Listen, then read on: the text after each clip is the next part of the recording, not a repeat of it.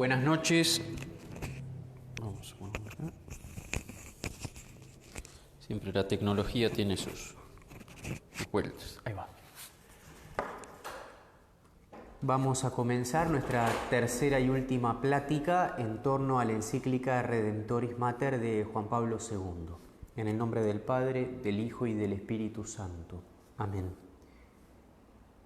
Padre, te damos gracias por este día, por el don de la fe, por esta oportunidad de estar reunidos en tu nombre. Te pedimos que por la intercesión de Santa María Virgen, Nuestra Señora de las Mercedes, derrames sobre todos nosotros, sobre nuestros amigos, sobre nuestros familiares, el Espíritu Santo, y que ese Maestro interior nos permita asimilar la palabra de verdad que es tu Hijo Jesucristo, que vive y reina por los siglos de los siglos. Amén. En el nombre del Padre, del Hijo y del Espíritu Santo. Amén. La primera vez que comenzamos este ciclo de charlas dijimos que la encíclica Redemptoris Mater, la Madre del Redentor, del año 1987 tenía 3 partes y cada una de ellas estaba dividida en 3 secciones. La primera parte, María en el misterio de Cristo, se dividía en 3 secciones. Llena de gracia, que es lo que le dice el ángel a María, feliz la que ha creído, es lo que le dice Santa Isabel, y ahí tienes a tu madre, es lo que le dice Jesús al discípulo amado. Esa era la primera parte de la encíclica. La segunda parte, que repasamos el miércoles pasado, se llama La Madre de Dios en el centro de la Iglesia peregrina. Es decir, miramos a María en relación a la Iglesia y cómo su peregrinación de fe, eso era básicamente la primera parte, se inserta en la peregrinación eclesial. Y ahí veíamos 3 secciones: la Iglesia a lo largo de todos los pueblos, la Iglesia y el misterio de la unidad de los cristianos, el desafío ecuménico, y el Magnificat. La Iglesia se pliega, hace suyo el Magnificat, el canto de alabanza de María. En esta tercera y última parte vamos a contemplar la mediación materna, María como mediadora. Estamos en el número 38 de la encíclica y la primera sección se llama María la esclava del Señor, que es la respuesta que da María ante el anuncio del ángel. Y el Papa Juan Pablo va a insistir mucho en esta tercera y última parte en la mediación de María, que es mediación subordinada, es mediación participada, es mediación que ingresa en la mediación total de Cristo su Hijo. Es importante resaltar esto porque a veces trae problemas con nuestros hermanos reformados, los que vienen de la rama del luteranismo. Hay como una cierta tensión en algunos que la intercesión de María menoscabe de alguna manera la intercesión de Jesús. Y el Papa cita a Pablo, San Pablo, en su primera carta a Timoteo, capítulo 2, versículos 5-6, donde se dice que hay un solo Dios y hay un solo mediador entre Dios y los hombres, que es Cristo Jesús. Repetimos, mediador uno solo. Y lo mismo dice Pedro en el libro de los Hechos de los Apóstoles: no hay otro nombre dado a los hombres por el cual debamos salvarnos. No hay otro nombre, no hay otro mediador, es Cristo Jesús. Ahora, la mediación de Cristo no es excluyente, sino inclusiva. Por eso entra María, entran los santos y entramos nosotros que rezamos unos por otros en el marco de la gran mediación que es Cristo mismo. Entonces, si María puede estar al servicio de la Iglesia como mediadora, no es al margen de Cristo, sino precisamente gracias a Cristo, a su superabundancia, a los méritos excedentes de Cristo que desbordan sobre María. María no compite jamás con Cristo, sino que al revés, ella fomenta la intercesión de Cristo. Y entonces el Papa muestra cómo la mediación de María está intrínsecamente ligada a su ser madre. No son dos cosas distintas, no es que María es madre de Cristo por un lado y por otra es mediadora, sino que es mediadora en la medida en que es madre. De hecho, la primera mediación de María está en el sí dado al ángel, por el cual en su propio vientre se gesta el Hijo de Dios. O sea, la primera mediación mariana es la mismísima encarnación. Y el Papa dice que la mediación de Cristo es como una fuente de la cual participan, de la cual beben muchas criaturas de distinta manera. No es lo mismo, como decíamos recién, la mediación subsidiaria de María, la de los santos, la de un fiel como cualquiera de nosotros. Entonces, utilizando una frase del Concilio Vaticano II, él va a decir que la madre del Hijo eterno con el Padre acompaña singularmente a la Iglesia. Repetimos, y esta gracia se da porque María está en el centro de la historia salvífica, que es la encarnación del Hijo de Dios. Y entonces, este sí de María, este ser la esclava del Señor, la pura disponibilidad, es un acto de entrega esponsal. O sea, el Papa quiere asociar la condición de esclava con la condición de esposa. Y de hecho, si María puede ser esposa en su actitud de entrega total, por más que diga que es esclava, y lo es una esclava con rasgos de esposa y una esposa con rasgos de esclava. Porque lo que define la esclavitud de María es, paradojalmente, su esponsalidad.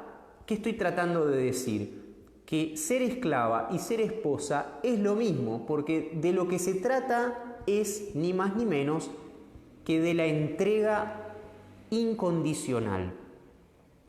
Y esa entrega incondicional María la puede ofrecer porque antes el Padre se ha ofrecido a ella con amor de esposo. El Padre la elige, se entrega, y entregándose el Padre le entrega al Hijo, porque el Padre no puede entregarse sino a través del Hijo, de la misma manera que el Padre no puede decirse sino a través del Hijo, ¿no? Entonces, en la Trinidad las personas no existen solas ni obran solas. Repito, así como el Padre se dice en Cristo, el Padre se entrega en Cristo.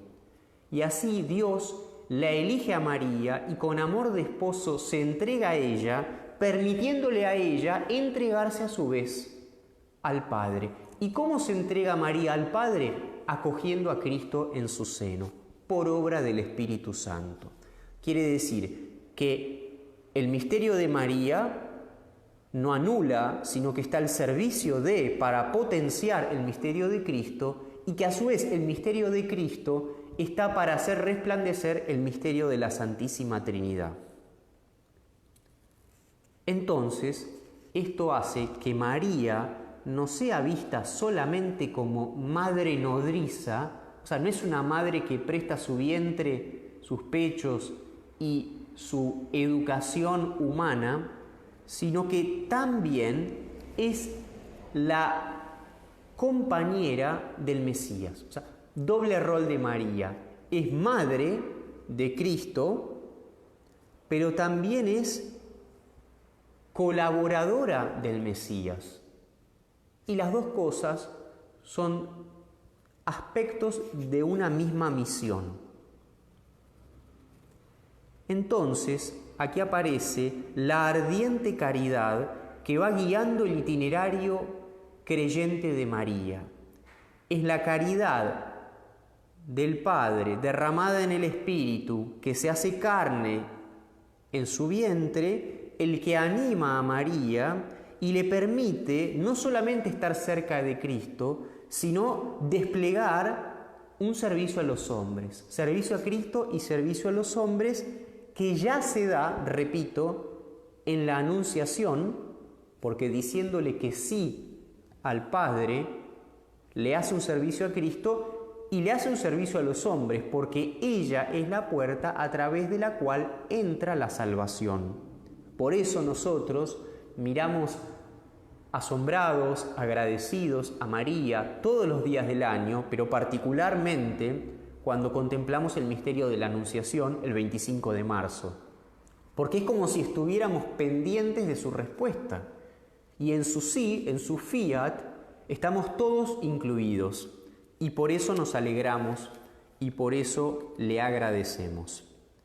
Entonces, María entra en el misterio de Cristo y en el misterio de todos los hombres de una manera muy singular y es una manera personal. ¿Por qué? Porque está comprometida la libertad. Ustedes saben que para el Papa Juan Pablo II, que vivió en un régimen de sometimiento, de dictaduras, es muy importante la libertad. Valga simplemente esta anécdota. El Papa Juan Pablo II, muchos de ustedes lo saben, hizo su seminario clandestinamente, a ocultos, ¿no? O sea, no podía en Polonia en esa época haber instrucción religiosa y preparación al sacerdocio. Entonces, él lo hacía de manera escondida.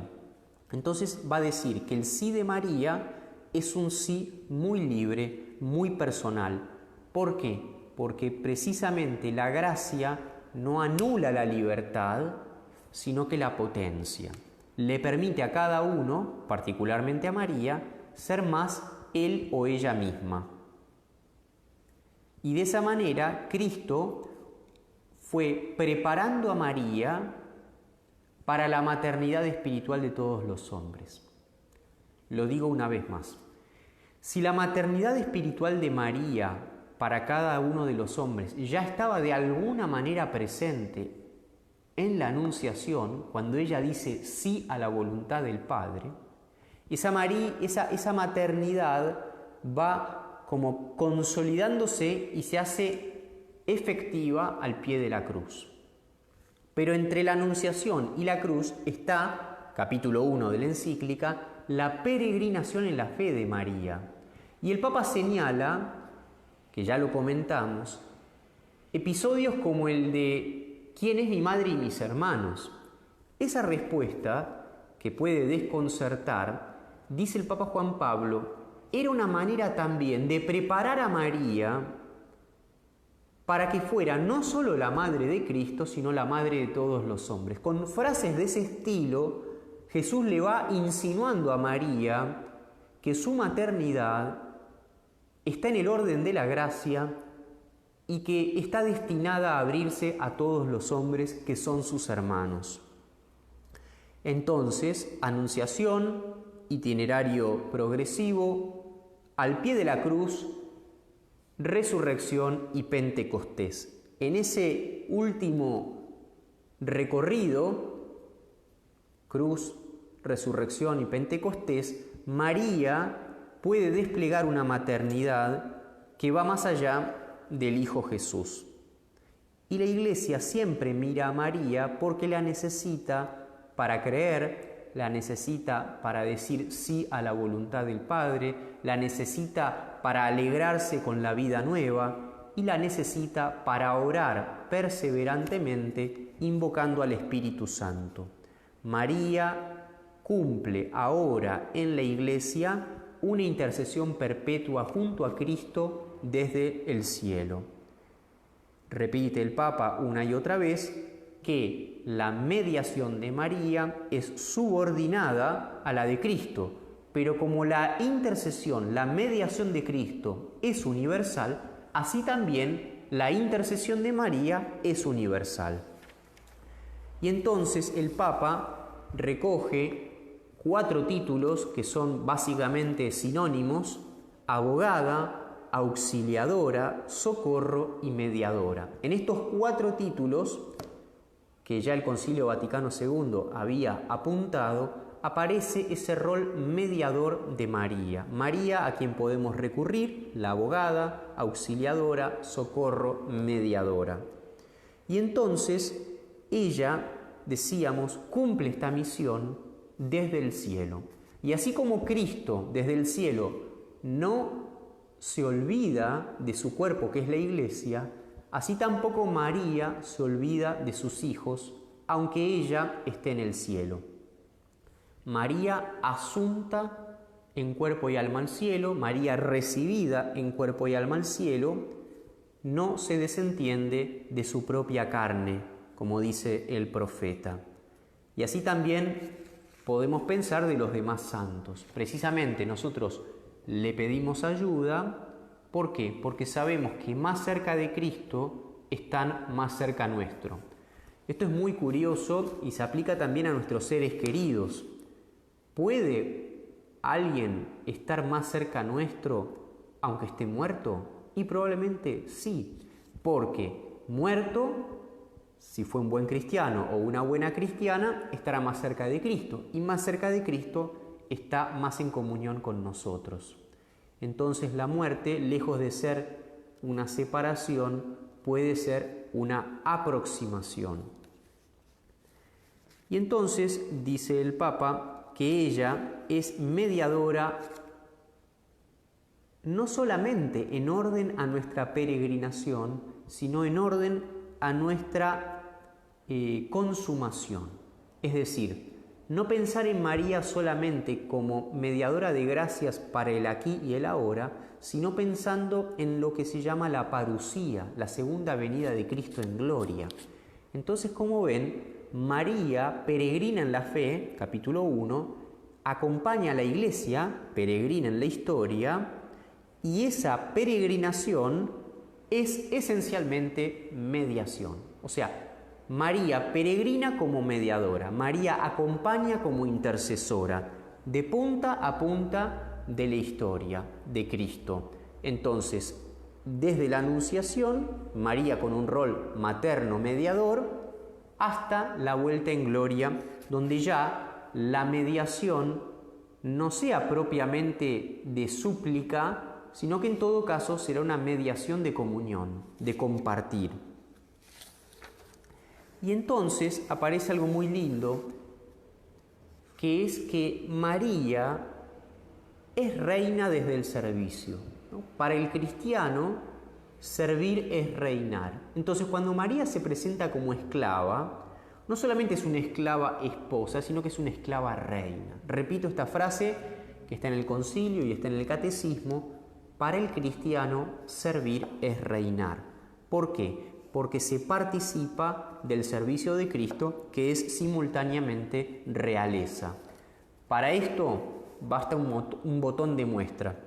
Cuando nosotros celebramos la fiesta de Cristo Rey, el último domingo durante el año del calendario litúrgico, uno de los años toca la lectura de Cristo en la cruz. Y uno puede pensar, ¿cómo Cristo es Rey si está en la cruz? Precisamente porque es el reinado del amor, es el reinado del servicio, ¿no?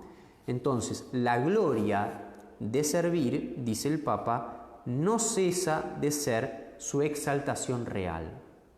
O sea, hay una simultaneidad de realeza y servicio, ¿no? Esto es muy lindo de nuestra fe cristiana, porque a veces se propone ser servidor para luego ser rey. Es una comprensión deficitaria. No es que sufro ahora para gozar después, sino que bien vivido, el sufrimiento es gozo, pero no por una patología, sino porque el sufrimiento queda transfigurado por el amor y por el servicio, y entonces yo ya soy rey, y entonces yo ya estoy gozando el hacer bien a los demás.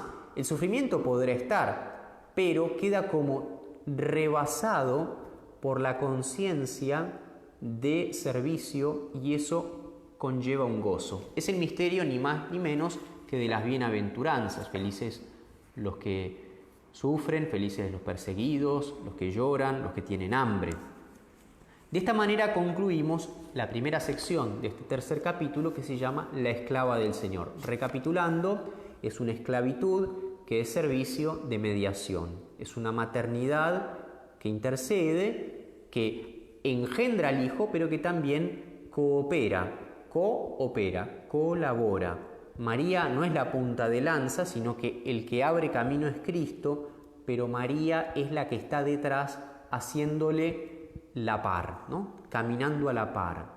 Madre, hijo, varón, mujer. Es muy importante este binomio, esta polaridad, ¿no? No hay varón sin mujer, ni mujer sin varón, y esto en el misterio cristiano queda muy bien reflejado.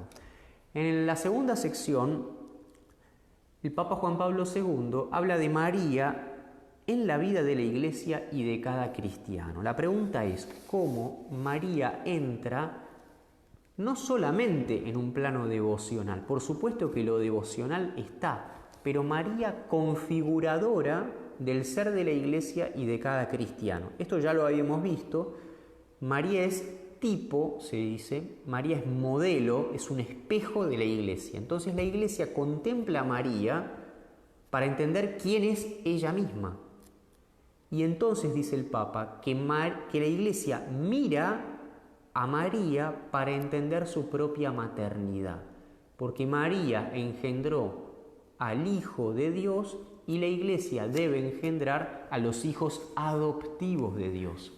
Ambas son madres, ambas son vírgenes, ambas traen al mundo la vida de lo alto. Fe y obediencia, maternidad y servicio. Y entonces, en esta actitud de acoger la palabra y de ponerla en práctica, la Iglesia encuentra en María un perfecto modelo, pero también, como dijimos, en el arte de dar a luz a Cristo al mundo. Esta es una reflexión que aparece mucho en el tiempo de Navidad. Así como María da a luz a Cristo, también la Iglesia y cada cristiano, a su modo, debe engendrar a Cristo, espiritualmente hablando, ¿no? Entonces, dice aquí el Papa Juan Pablo II, repite, yo ya les dije que él tiene una manera de pensar y de expresarse que es más bien circular, espiralada, y entonces va repitiendo lo de la mediación subordinada, lo de María modelo, lo de la caridad, que va acompañando, como jalonando todo el itinerario de María. Entonces, dice después, en el número 44, que la piedad mariana está íntimamente vinculada con la celebración eucarística. Hay un profundo vínculo entre Eucaristía y María. Y uno puede preguntarse, ¿pero cuál es ese vínculo? Bueno, el vínculo está en que la Eucaristía es el sacramento del amor, el sacramento de la donación. Y María, desde el mismísimo momento de la Anunciación, representa la concreción de esa donación, ¿no? Yo soy la esclava del Señor, hágase en mí según tu palabra. Y luego con silencio al pie de la cruz, pero siempre es la misma actitud. Gratitud del Magnificat, oblación total al pie de la cruz, lo mismo que en la Anunciación. Y aquí, en el número 45, el Papa dice lo siguiente, que el misterio de sobrenatural puede ser dicho a través de la realidad natural, mediante lo que se conoce como analogía. Analogía es una palabra relativamente técnica en filosofía y teología y significa en parte igual y en parte distinto. Entonces, es una manera muy sencilla de definir la analogía. Lo que es en parte igual, lo que es en parte distinto. O también podemos hablar de una correspondencia. Entonces dice el Papa, existe correspondencia entre el orden natural y el sobrenatural. Y así como en el orden natural está el vínculo de una madre con su hijo, también podemos trasladar eso a Cristo y a María y a cada cristiano junto con María. Y lo propio de un vínculo madre-hijo es un amor personalísimo, vuelve el elemento personal como distintivo. Es decir, una madre, esto es lo que está tratando de decir el Papa Juan Pablo II, una madre no ama al montón, No ama en general, ama de manera personal, con rostro, con registro de voz, con hábitos, con olores. O sea, una madre pesca al hijo al vuelo. ¿Por qué? Porque lo conoce de manera personal. Entonces dice el Papa que María mantiene con nosotros, que somos sus hijos, un vínculo personal. Y esto queda de manifiesto, dice Juan Pablo, en el hecho de que Jesús le dice: aquí tienes a tu hijo. Por supuesto que en ese momento era uno solo, pero queda claro en la lectura del Evangelio que en ese hijo estaban todos los hijos. Entonces siempre es una cuestión personal, de rostro a rostro. Y qué importante esta lección para nosotros, que cada uno a su manera debe tener una impronta mariana. O sea, el cristiano es a semejanza de Cristo, pero como Cristo tiene los rasgos de su madre, lo dijimos esto, probablemente Cristo tuviera rasgos físicos, un parecido a María, ni que hablar del parecido espiritual.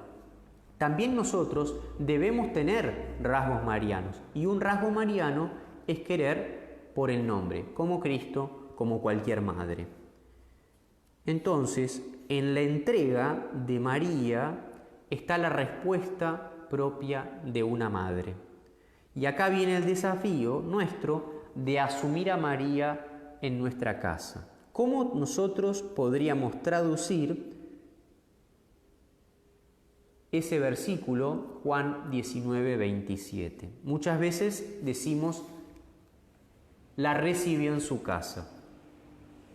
Otra dice: la hizo suya, ¿no? Entonces, literalmente sería: la llevó a sus cosas, ¿no?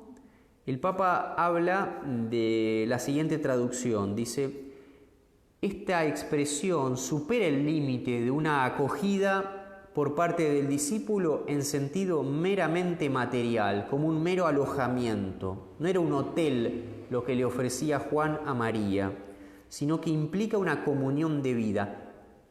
Él la recibió, o más bien la llevó a sus cosas. En griego, eis ta idia. Ya dijimos en otras charlas que idia es plural de idios y significa lo propio. Entonces, Juan lleva a María a sus cosas, que es todo, ¿no? Es la casa, pero también son las preocupaciones, los deseos. La involucra en todo su ser. San Agustín dice: la tomó Juan consigo, no en sus heredades, no en sus propiedades, porque no poseía nada propio, sino entre sus obligaciones que atendía con premura. De vuelta entonces, no se trata tanto de tener una imagen de María en casa, que por supuesto nos hace bien, sino que se trata de hacerla parte de nuestras cosas, de invocarla, de consultarla, de adquirir la mente de María. Cuando digo mente, digo pensamientos y sentimientos. Entonces María, como primera testigo de Cristo, desde el engendramiento hasta la resurrección y la ascensión, es la que nos puede orientar en esta peregrinación, porque la peregrinación de la Iglesia y la peregrinación de cada cristiano es ser el camino de Cristo. Y María, que fue testigo de ese camino y que en cierto modo lo precedió en la fe, bien puede orientarnos. Y ahí aparece de vuelta el carácter mediador. María está al servicio de la mediación de Cristo. Como buena abogada, como buena representante. Y acá viene, en el número 46, un momento muy lindo de la encíclica, que ya estaba de alguna manera insinuado al principio, donde el Papa dice que María es María en su ser mujer. Y por ende, toda mujer tiene con María, o debería o podría tener con María, una relación singular. María representa el misterio de la redención en clave de colaboradora, de interlocutora, de cooperadora, pero también en clave femenina.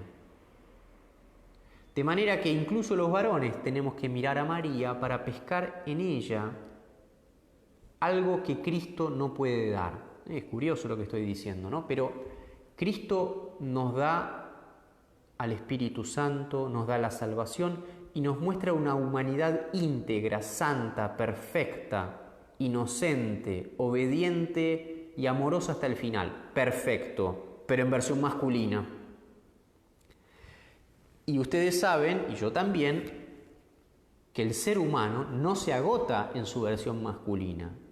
Es decir, la mujer es ser humano, es imagen de Dios, de una manera que el varón, no puede replicar. Entonces también nosotros miramos a María para entender cómo es la santidad en clave de mujer. Porque el ser humano, repito, acontece en la doble modalidad de varón y mujer, de manera que nunca la mirada puede estar como tuerta, ni solo Cristo ni solo María. Y dice el Papa reiteradamente que María no anula a Cristo, sino que cuanto más te involucras con María, más ella te acerca a Jesús. Y cuanto más cerca de Jesús estás, más te acercas a María. Digamos que entre Cristo y María pasa análogamente lo que pasa entre las tres personas de la Trinidad, que uno no puede entablar un diálogo con una persona divina sin entrar simultáneamente con las otras dos, porque la dinámica misma de una persona divina, sea el Padre, el Hijo o el Espíritu, lleva a las otras dos. Es amor de comunión, amor de asociación, amor inclusivo, cosa que muchas veces nos cuesta porque estamos heridos por el pecado, que es esencialmente división. La sanación es redención, es reconciliación y no tener envidia, no tener celos.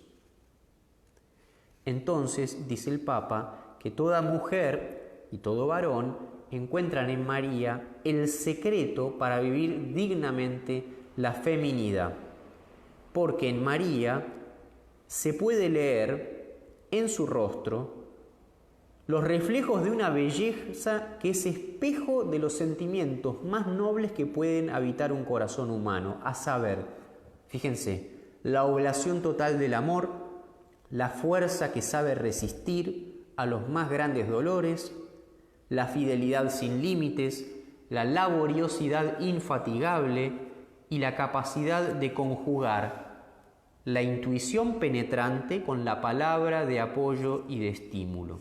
Características de María que reflejan muy bien una tendencia de la mujer, que no tiene por qué ser exclusiva de las mujeres, pero que ciertamente ellas tienen esa, vamos a decir, afinidad, son proclives a, como los varones son proclives a otras cosas. Tanto el varón como la mujer tienen sus luces y sus sombras, sus características dominantes, que no quiere decir que se repitan en todos de la misma manera, ni que deban ser exclusivas.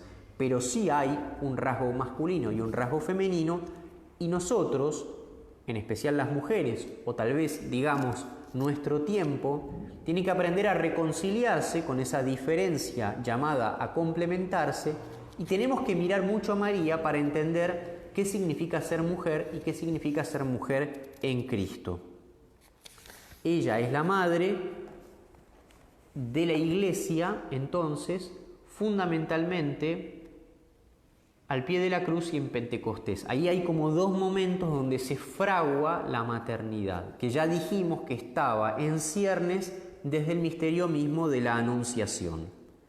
Y entonces María es de alguna manera la referencia Para la mujer que aparece en Génesis 3, Eva, la madre de los vivientes, aquella de quien se dice que habrá enemistad con la serpiente, y la mujer de Apocalipsis 12, que se encuentra enemistada con el gran dragón.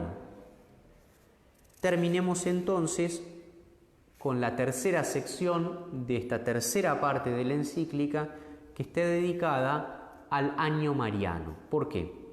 El Papa decide proclamar un año mariano para conmemorar los 2000 años del nacimiento de Cristo. Y entonces este año va a ir de Pentecostés de 1987 a la Asunción de 1988.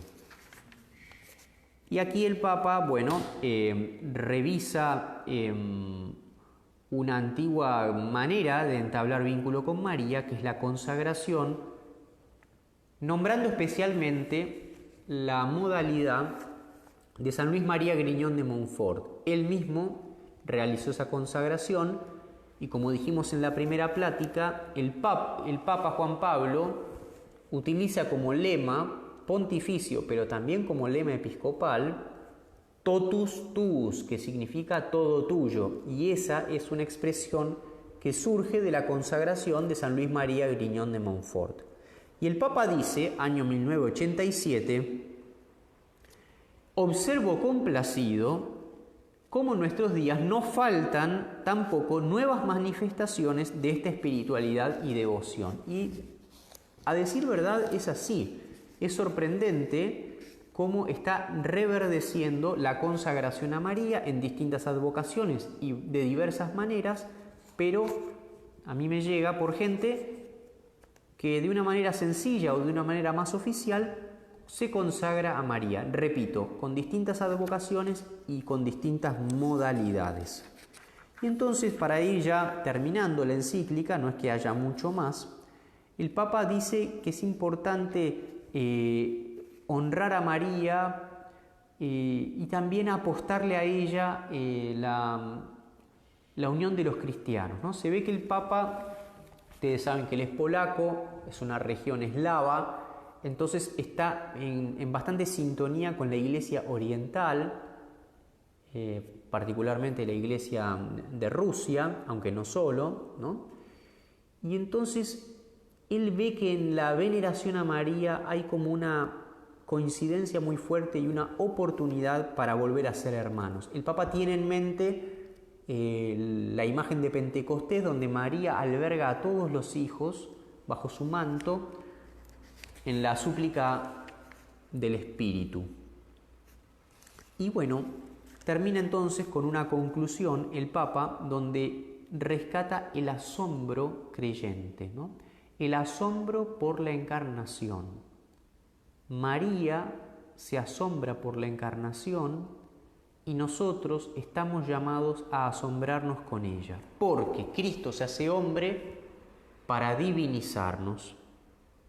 Esta es una frase que es muy antigua en la Iglesia, se habla de un admirable intercambio. El Hijo de Dios se ha hecho hombre para que los hombres lleguemos a ser hijos de Dios. Y este intercambio hace posible un cambio, o digamos, este intercambio, Cristo hombre, es lo que va haciendo posible una conversión gradual en cada uno de nosotros, con, dice el Papa, caídas y levantadas, y de una manera particularmente insistente repite este binomio, caída y levantada, con lo cual nos da la pauta que la condición de hijos adoptivos, la configuración a imagen y semejanza de Cristo, no es instantánea, sino que es progresiva, y no está exenta de cruz, sino que es un proceso de Pascua permanente. ¿Qué significa Pascua permanente? Significa muerte y resurrección, significa caída y levantarse, significa arrepentimiento y absolución. En esa dinámica, que es la dinámica de Cristo mismo, María va acompañándonos, sosteniéndonos con la esperanza de ser la estrella del mar. la aurora de la salvación. Ella es un puerto seguro, es referencia que nos estimula a no decaer.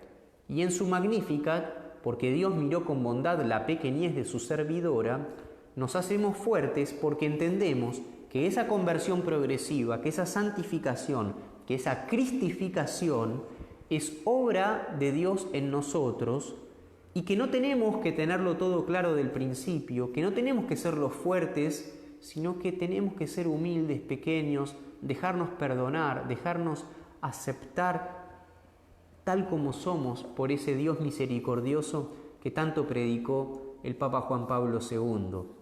En pocos días más vamos a celebrar a 3 grandes santos. Mañana, 1 de octubre, Santa Teresita, el 4 de octubre, San Francisco de Asís y el 5 de octubre, Santa Faustina Kowalska, la secretaria de Jesús Misericordioso, la embajadora de la Divina Misericordia, que tanto conmovió a Juan Pablo II y que él mismo se encargó de beatificar y de canonizar. Estimulados por estas 3 figuras de santos que fueron muy pequeños y a la vez muy grandes,